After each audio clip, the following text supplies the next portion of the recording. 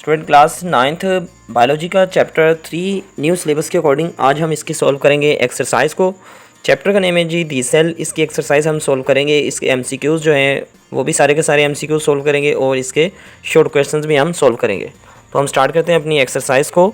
उससे पहले अगर आप चैनल पर फर्स्ट टाइम आए हैं तो फर्दर जो है एजुकेशनल वीडियोज़ देखने के लिए स्टूडेंट चैनल को जो है सब्सक्राइब करें ताकि आपके पास जो है एजुकेशन के रिलेटेड जो है लेक्चर्स मिलते रहें। तो एक्सरसाइज में हमारे पास जो है फर्स्ट क्वेश्चन है करेक्ट आंसर्स एमसीक्यूज़, यानी कि एमसीक्यूज़ के जो आंसर्स हैं वो मैंने आपके सामने मेंशन कर दिए हैं चैप्टर 3 की एक्सरसाइज के एमसीक्यूज़ के आंसर। ठीक है, तो आप जो है इनको बुक्स के ऊपर मार्क कर लीजिएगा जी। फर्स्ट एमसीक्यूज़ का आंसर है बी, सेकंड वाले एमसीक्यूज़ का आंसर है बी, थर्ड वाले एमसीक्यूज़ का आंसर है ए, 4 वाले एमसीक्यूज़ का आंसर है बी, 5 वाले एमसीक्यूज़ का आंसर है सी, 6 एमसीक्यूज़ का आंसर है डी, 7 एमसीक्यूज़ का आंसर है ए, 8 एमसीक्यूज़ का आंसर है बी, 9 एमसीक्यूज़ का आंसर है डी, 10 एमसीक्यूज़ का आंसर है बी, 11 एमसीक्यूज़ का आंसर है सी, 12 एमसीक्यूज़ का आंसर है डी, 13 एमसीक्यूज़ का आंसर है सी और 14 वाले एमसीक्यूज़ का आंसर है ए। तो ये सारे के सारे स्टूडेंट एमसीक्यूज़ आपके सामने क्लियर कर दिए हैं, तो इनको आप अपनी बुक पर सॉल्व कर लीजिएगा जी। नेक्स्ट हम बात करते हैं स्टूडेंट शॉर्ट क्वेश्चंस की। तो शॉर्ट क्वेश्चंस में हम देखें हमारे पास जो है फर्स्ट शॉर्ट क्वेश्चन है what are the main functions of cell membrane. Cell membrane का फंक्शंस क्या है? तो सेल मेम्ब्रेन का स्टूडेंट हमें फंक्शन पता है कि सेल मेम्ब्रेन जो है वो as a selectively permeable membrane का काम करती है, यानी कि कुछ सब्सटेंसेस को सेल के अंदर इंटर होने देती है और कुछ को नहीं एंटर होने देती। That's why they are called semi permeable membrane. ठीक है, तो सेल मेम्ब्रेन का जो फंक्शन है वो semi permeable as a function करती है। ठीक है, तो ये इसी का फंक्शन है। नेक्स्ट हमारे पास what key role does the Golgi apparatus play in eukaryotic cells. Eukaryotic cells में जो है गोल्जी अपरेटस क्या रोल प्ले करते हैं? ठीक है, जो गोल्जी अपरेटस हैं ये स्टूडेंट क्या करते हैं, ये प्रोटीन्स की सिंथेसिस के लिए जो है रफ एंडोप्लाज्मिक रेटिकुलम को मॉडिफाइड करवाते हैं। ठीक है, और जितनी भी हमें पता है प्रोटीन्स जो होती हैं वो कहाँ बनती हैं, राइबोसोम्स में, और राइबोसोम्स भी जो हैं रफ एंडोप्लाज्मिक रेटिकुलम के साथ जो है जुड़ी होती हैं और रफ एंडोप्लाज्मिक रेटिकुलम को जो है प्लेस प्रोवाइड करती कौन? Golgi complex. तो गोल्जी कम्प्लेक्स जो है प्रोटीन्स को मॉडिफिकेशन के लिए, यानी कि जिस स्पेसिफिक टाइप के सेल को प्रोटीन रिक्वायर होगी वो गोल्जी कम्प्लेक्स ही प्रोवाइड करेंगे। ठीक है, तो यहाँ पर आपको जो है एक्सप्लेन कर दिया गया है कि ये प्लांट्स और एनिमल्स दोनों में पाए जाते हैं।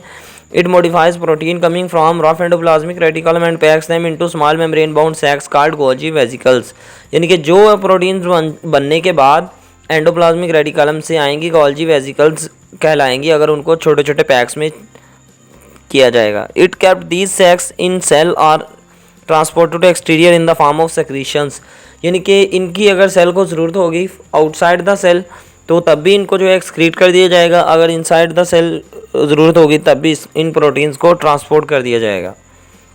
ठीक है, देन हमारे पास जो है शॉर्ट क्वेश्चन नंबर 3 है how do lysosomes contribute to the cell's functioning. किस तरह से जो है लाइसोसोम्स सेल की फंक्शनिंग में हेल्प करते हैं? तो हमारे पास जो इसका आंसर है वो है lysosome fuses with food vacuole and its digestive enzyme breaks down the food present in vacuole. Lysosome जो है डाइजेस्टिव एंजाइम्स को रिलीज़ करते हैं, तो ये एंजाइम जो है फूड को डाइजेस्ट करवाते हैं। Lysosome engulf the damage organelles and break them. जो ऑर्गेनेलीज होती हैं यानी कि वो ऑर्गेनेलीज जो कि डैमेज हो चुकी हैं उनको एनगल्फ करते हैं। Lysosomes can store some molecules for later use. Lysosome जो है कुछ मॉलिक्यूल्स को स्टोर करते हैं बाद में यूज़ करने के लिए। ठीक है, which organelle detoxifies harmful substances and break down in lipids. तो इसका नेम है smooth endoplasmic reticulum detoxifies harmful substances and breaks down lipids. तो इसका आंसर है smooth endoplasmic reticulum. Is it clear जी? तो अब हमारे पास क्वेश्चन नंबर 5 है what is the smooth endoplasmic reticulum responsible for. Smooth endoplasmic reticulum is involved in lipid metabolism. ठीक है, it transport material from one part of the cell to the other. जो smooth endoplasmic reticulum है ये transport के material के transport करवाएगा cell के अंदर एक प्लेस से दूसरी प्लेस में। It detoxifies harmful chemicals that have entered the cell. ये जो है हार्मफुल केमिकल जो है सेल के अंदर एंटर होंगे उनको भी डिटॉक्सिफाई करवाएगा स्मूथ एंडोप्लाज्मिक रेटिकुलम। तो ये तो फंक्शन सेम वही है जो कि क्वेश्चन नंबर 4 में था। Is it clear? तो क्वेश्चन नंबर 6 है स्टूडेंट हमारे पास, how do the vacuoles in the plant cells differ from vacuoles in animal cells. Animal cells में और प्लांट सेल में वैक्यूल कैसे डिफरेंट होता है। In mature plant cells there is a single large central vacuole, it is found by fusion of many small vacuoles. In animal cells there are small vacuoles present in the cytoplasm. जो animal cell है student, इसमें छोटे छोटे vacuoles मिलके जो है बड़ा vacuole बनते हैं, जबकि जो है प्लांट सेल के अंदर जो है सेंटर में एक सेंट्रल लार्ज वैक्यूल होता है। It contains water and food substances. ठीक है, ये जो है प्लांट सेल्स में ये bye fusion of small vacuole से बनता है, और जो एनिमल सेल है इसमें फूड और वाटर जो है स्टोर होता है। तो ये हमारे पास जो है प्लांट और एनिमल सेल वैक्यूल का डिफरेंस है जी। What could happen if lysosome enzymes stop working properly. क्या होगा स्टूडेंट अगर लाइसोसोम एंजाइम जो है वर्किंग स्टॉप कर दें। Lysosomal enzymes break cellular waste, जो सेल का वेस्ट होता है उसको क्या करते हैं, ब्रेक डाउन करते हैं lysosome enzymes. When lysosomal enzymes do not work properly, sugar and fats stored in the cell instead of being used are excreted। यानी कि वो जो सेल के अंदर वेस्ट होगा उसको ना ही एक्सक्रीट किया जाएगा ना ही वो यूज़ होंगे। It may cause storage disease like Tay Sachs. ठीक है, तो इस तरह के ये कुछ डिजीज़ कॉज करेंगे जो कि सेल के लिए हार्मफुल है। तो ये इसका लॉस है, ये इसका हार्मफुल है, ये इसका डिसएडवांटेज है अगर लाइसोसोम एंजाइम जो है वर्किंग स्टॉप कर दें। Is it clear. Why are the cristae important for cellular respiration. Cellular respiration के लिए क्रिस्टी क्यों इंपॉर्टेंट है। The inner membrane of mitochondria forms many infolding called cristae. तो ये क्रिस्टी की आपको डेफिनेशन समझ आ गई। जो इनर मेम्ब्रेन होती है वो आपने देखा टॉपिक एक्सप्लेन जब किया कि उसमें जो है इनर मेम्ब्रेन जो है बहुत सारी फोल्डिंग बना रही है सेल के अंदर। It plays important role in cellular respiration by providing large surface area.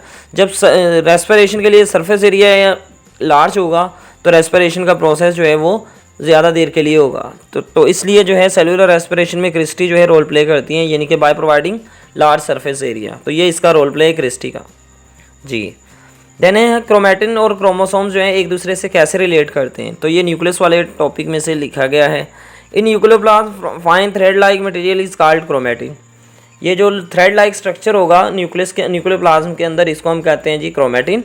It is composed of DNA and proteins. ये जो क्रोमैटिन बने होते हैं वो डीएनए और प्रोटीन से बने होते हैं। When a cell start division its chromatin condenses and takes the shape of thick chromosomes. जब सेल डिवीजन स्टार्ट होती है यानी कि माइटोसिस स्टार्ट होती है तो ये जो क्रोमैटिन होते हैं ये फ्यूजिज हो जाते हैं, कंडेंसेस होने के बाद जो है एक थिक स्ट्रक्चर बनाते हैं जो कि क्रोमोसोम्स कहलाता है। ठीक है, अब ये क्रोमैटिन नहीं कहलाएंगे, ये क्रोमोसोम्स कहलाएंगे। तो इस तरह क्रोमोसोम्स और क्रोमैटिन का आपस में रिलेशन है। तो यही आपसे पूछा गया था जी। क्वेश्चन नंबर 10 है स्टूडेंट हमारे पास, which type of cell is responsible for sending nerve signals. Neuron is the cell that is responsible for sending nerve signals. These are specialised cell of nervous system.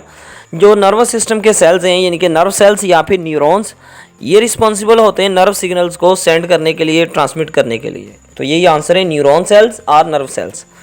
What do mesophyll cells do in plant leaves. Plant leaves में जो mesophyll cells हैं इनका क्या function है। ठीक है, जो mesophyll cells हैं ये फोटोसिंथेसिस प्रोवाइड करवाएंगे क्योंकि इनमें जो है ग्रीन पिगमेंट पाया जाएगा क्लोरोफिल मेसोफिल सेल्स में।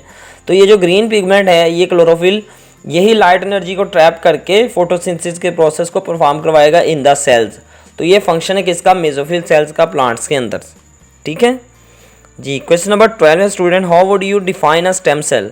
इनके स्टेम सेल जो है उनकी डेफिनेशन क्या है। Unspecialised cell that has the ability to make a variety of specialised cell types called stem cell. ये स्टेम सेल की डेफिनेशन है। Stem cells present in skin help in wound healing. यानी कि जो स्टेम होंगे उनमें अगर जो है वुंड होगा तो उनमें क्या करेगा, वुंड की हीलिंग के लिए स्टेम सेल जो है प्लांट्स को हेल्प प्रोवाइड करेंगे। ठीक है, अगर प्लांट जो है डैमेज होगा तो स्टेम सेल इसको इसकी हीलिंग के लिए यानी कि इसके मंजमद होने के लिए इसको प्रोवाइड करेंगे help. Name the chemical compound that make up. ठीक है, तो इनके केमिकल कंपाउंड जो है आपको अरेंज कर देने ABCDE&F। ठीक है, तो बताएं सेल मेम्ब्रेन के लिए lipid, protein and carbohydrates. Fungal cell wall chitin से बनी होती है। प्लांट की सेल वॉल जो है सेलुलोज से। बैक्टीरियल सेल वॉल पेप्टाइडोग्लाइकन से। राइबोसोम जो है राइबोसोमल RNA और प्रोटीन से बनते हैं। और क्रोमोसोम जो है DNA एंड प्रोटीन से बनते हैं। ठीक है, तो ये बिल्कुल ईजी है। Label the parts of the cell diagram. तो ये जो सेल के डायग्राम है इनको लेबल करना है। ये ऑलरेडी स्टूडेंट आपके पास जो है चैप्टर के शुरू में बता दी गई है। ठीक है, सेल के डायग्राम को आपने मेंशन कर देना है, लेबल कर देना है। तो ये भी इजी क्वेश्चन है। इसके अलावा अगर आपको कुछ समझ नहीं आया तो फिर भी आप पूछ सकते हैं। यहाँ तक हमारा जो है चैप्टर नंबर 3 दी सेल इसकी एक्सरसाइज कंप्लीट हो गई है। अगर आप स्टूडेंट चैनल पर फर्स्ट टाइम आए हैं तो चैनल को कर दें सब्सक्राइब, ताकि आपके पास जो है फर्दर एजुकेशन के रिलेटेड वीडियोस पहुंचती रहें। और अगर आपको फर्स्ट और सेकंड चैप्टर की भी एक्सरसाइज रिक्वायर है तो इसी लेक्चर के डिस्क्रिप्शन में मैंने जो है लिंक प्रोवाइड कर दिया है फर्स्ट और सेकंड चैप्टर की एक्सरसाइज का, तो वो भी आप वहाँ पर विज़िट करके देख सकते हैं।